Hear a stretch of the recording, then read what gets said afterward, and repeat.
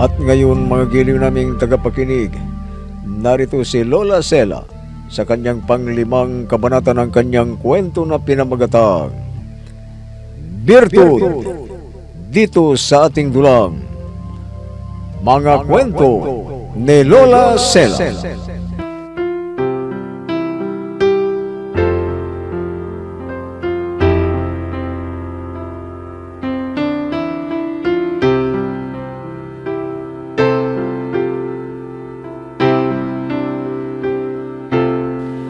Pumasok ang mga tauhan ni Eden sa bahay nila Matar.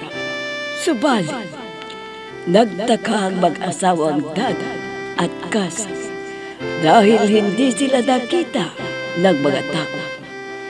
Galit si Eden nang sinabi ng mga tauhan niya na hindi nila nahanap si Matar. Samantala, pinuto na ni Hikari ang relasyon nila ni Eden. Kaya hindi matanggap ng binata yun. Kaya naglasing. Di nagtagal, sinabi sa kanya ng mga tauhan niya na nahuli na nila si Matar. At lalong nagalit siya na siya mismo ang nagtarak ng balisong kay Matar. Katatapos lang ng okasyon sa mansyon nang magising si Eden sa iyakan ng mga kamag-anak nila. At nagulat siya nang isa sa kamag-anak nila ang nandoon sa puno ng balite at may nakatarak na punyal sa dibdib. Lalong nagalit si Eden. Naisipan niyang puntahan si Hikari para makausap. Pero napansin niyang nasa bahay pala nila Dasha. At doon niya nakita si Matar.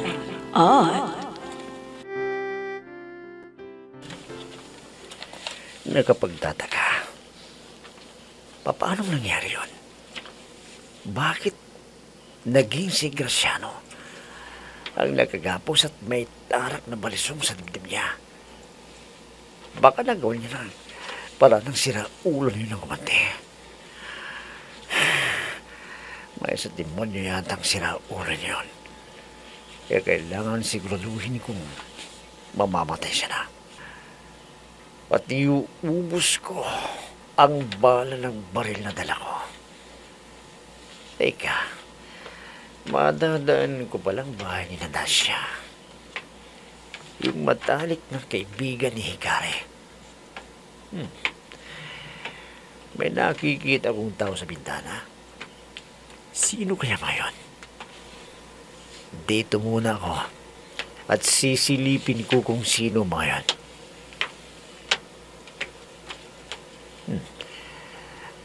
Parang si Hikari na. Nandito yata siya sa bahay ni Nadasya.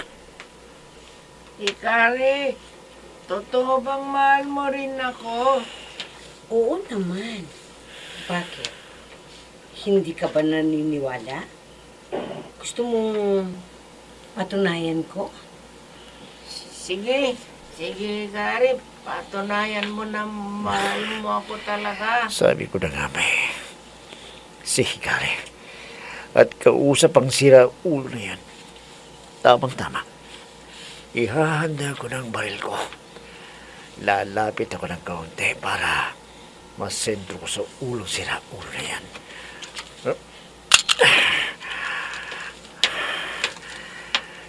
Ngayon, babarilin na kita, sira ulo ka. Ayun, tinamahal ko siya. Patay ka na ngayon. Nakaganti na ako sa'yo. Mapasok na ako sa bahay ni Nadasya. At sa ayaw at sa gusto nila, magiging akin ka sa gabi ito, Hikari.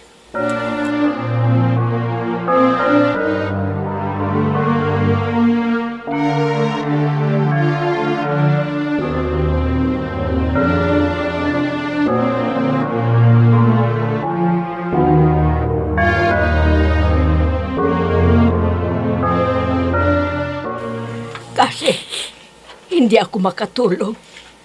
Kanina pa ako kinakabahan. Hanggang ngayon, hindi pa nakababalik si Matar. Baka natsambahan na siya ng mga tauhan ni Eden. Papatay nila ang anak natin. Huwag kang matakot, Dana. Hindi pababayaan. Leala ang ating anak. Sana kasi. Dahil kung may masamang mangyayari sa kanya sa gabing ito, baka ikakamatay ko na rin. At magsasabay na kaming ililibing. Ano? Lako, Dana. Huwag kang magsalita ng kung ano-ano.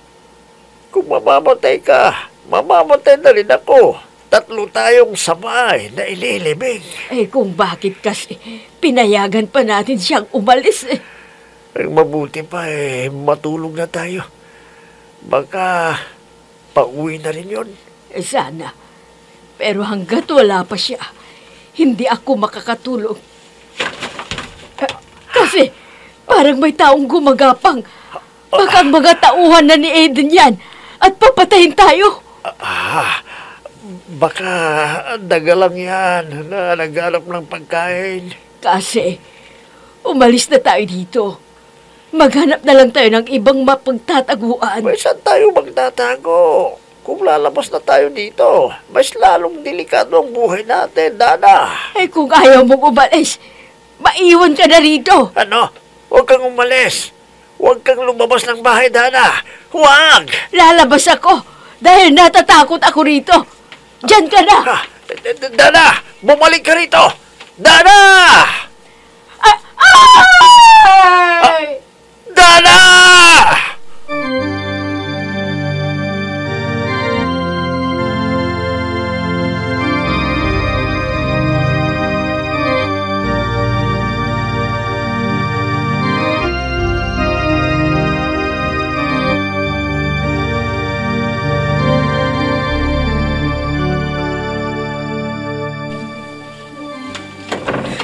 Ay, naku. Ano ba yun?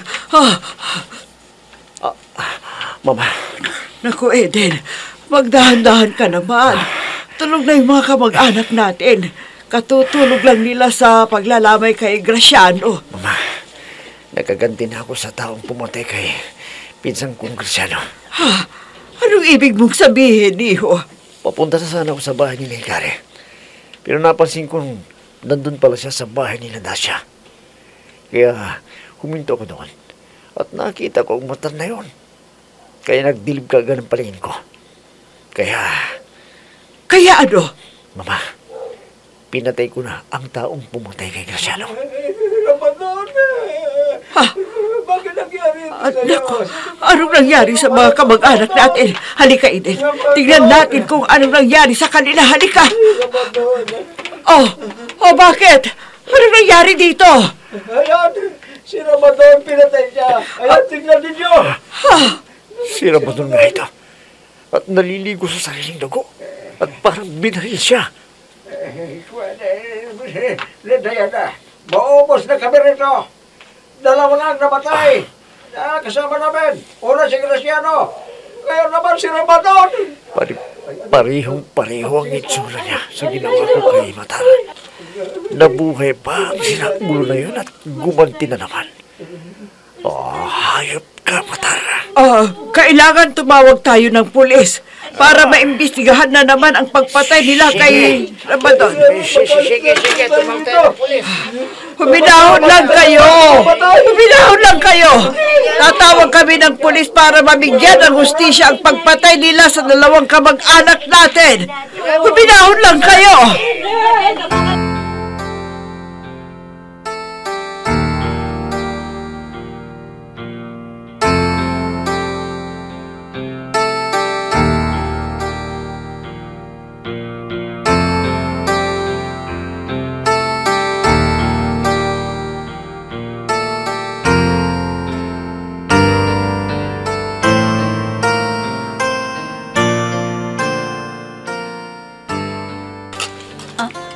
Hikari, halika na. Kain na tayo.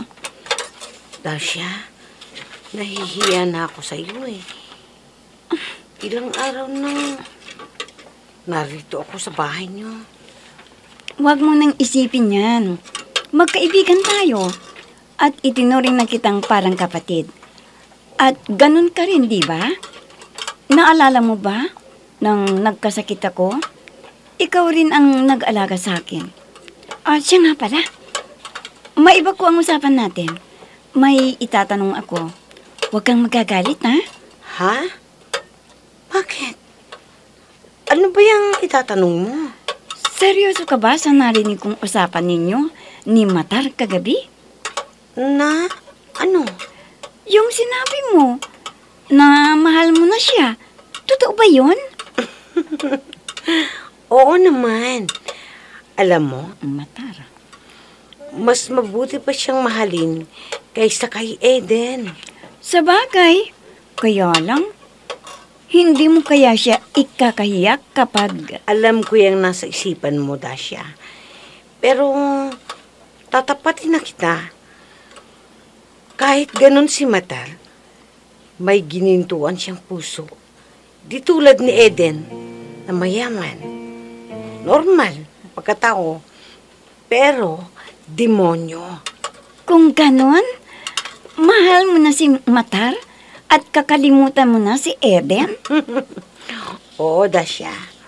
Ayaw ko na sa kanya dahil pareho sila ng mama niya na matapobre at mapanglamang sa kapwa.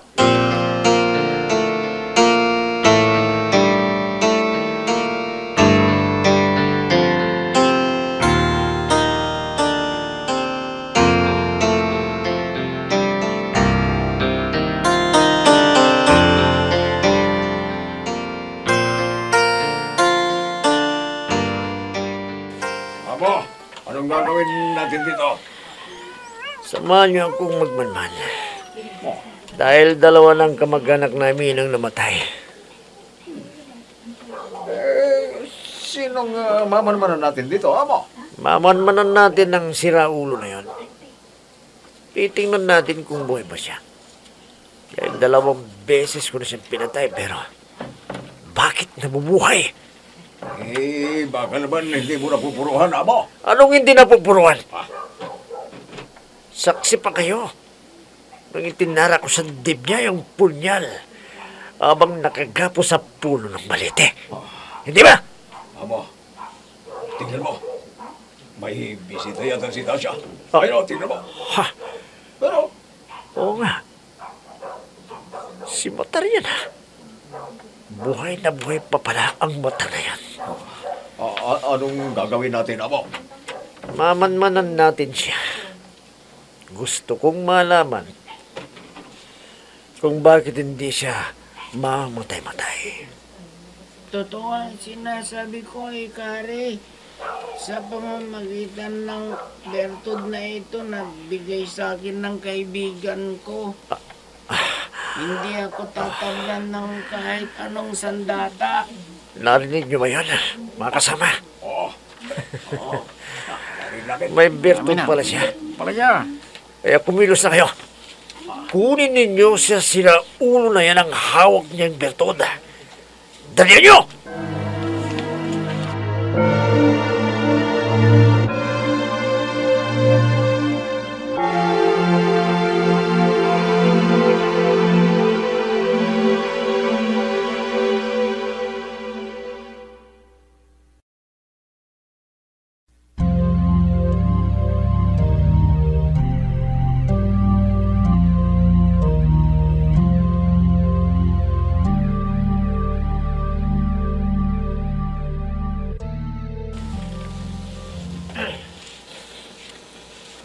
Salamat na lang sa pagbabakasyon namin dito.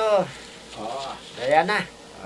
Pero ang masaya naming pagbabakasyon napalitan ng napakalungkot na pangyayari. Naiintindihan ko kayo. Hindi naman natin ginusto na ganito ang mangyari. Nagsisisi kami kung bakit dito pa kami nagbakasyon. Ang daming kamag-anak natin na nag-imbita sa amin. Pero pinili namin dito dahil bagong patayo ang mansyon ninyo. Ayun pala, kamalasan ang sinapit namin. Huwag kayo mag-alala. Hindi naman kami tumitigil ni Eden na mabigyan ng hustisya ang pagkamatay ng 2 kamag-anak natin. Makamit man nila ang hustisya, pero hindi na may babalik ang buhay nila.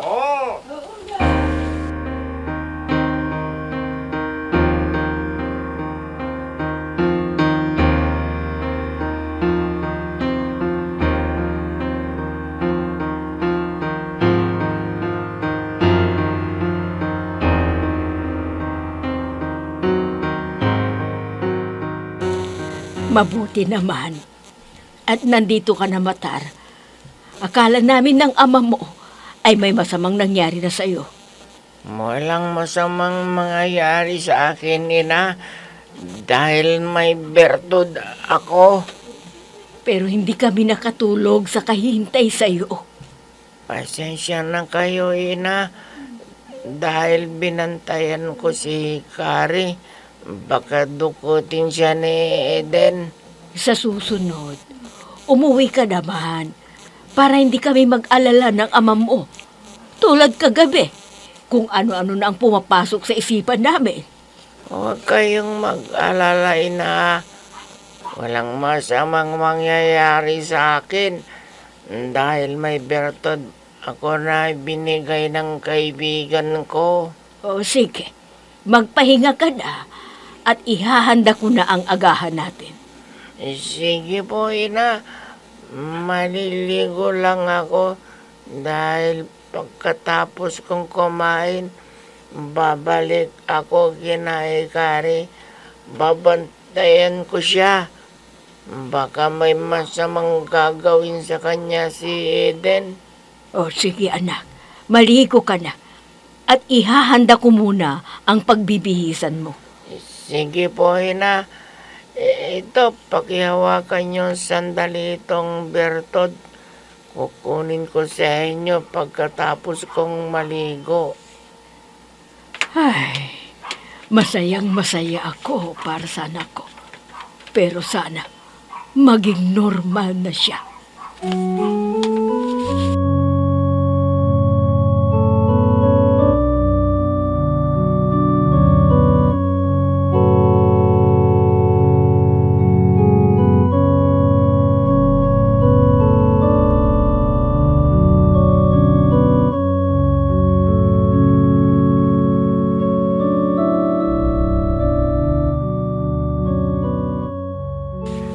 Mabuti naman at nandito ka na, Eden. Nagpaalam na ang ating mga kamag-anak. At alam mo ba, nahihiya ako sa kanila dahil sa nangyari. Ma, bahala muna kayo ni Aya sa kanila. Aalis din ako kagad. Bakit ka aalis? Saan ka naman pupunta? Minaman-manan namin ng mga tauhan ko ang siraulo na yun. Dahil may nadiskubre ako. May nadiskubre ka? Ano, iho? Mama, may hawak na bertod ang siraulo na yun. At yun ang dahilan kung bakit nagkakamalas-malas tayo at namatay ang 2 kamag-anak natin.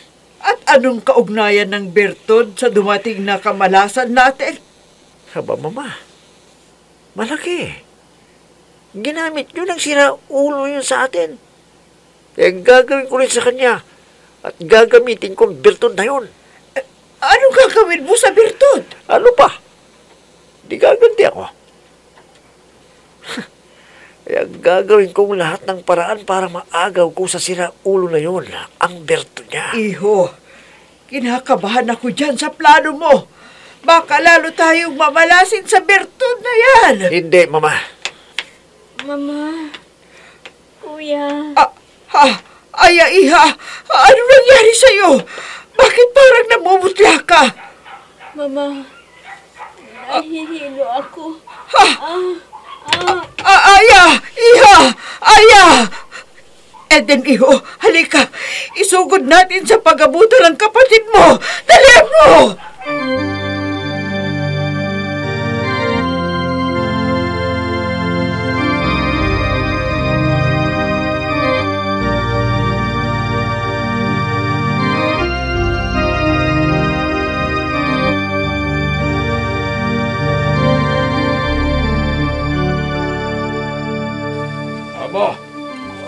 Mabuti, hindi mo kami binalikan kagad. Nagka-problema. Nagka-problema na naman kami. Isinugod namin sa pagamutan si Yaya. Nadagdagan na naman ang malas namin. Dahil sabi nila, sa pagamutan malala raw ang sakit ng kapatid ko. Ganun ba? O ano? Nandyan pa bang sila ulo na yon? Oo, abo. Ayun siya. Parang alis na, tingnan mo. Ano pang ginagawa niya? Agawin sa kanyang birtod. Dalihan nyo!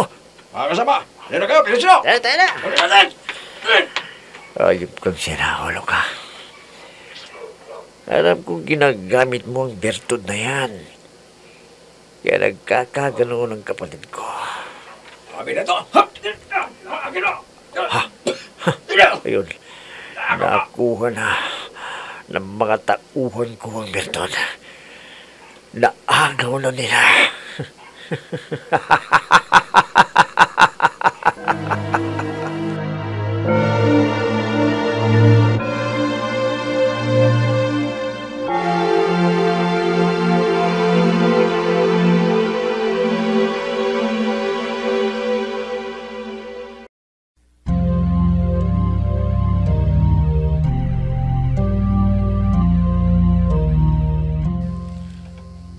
Magaw na nga kaya ang birtod kay Matar.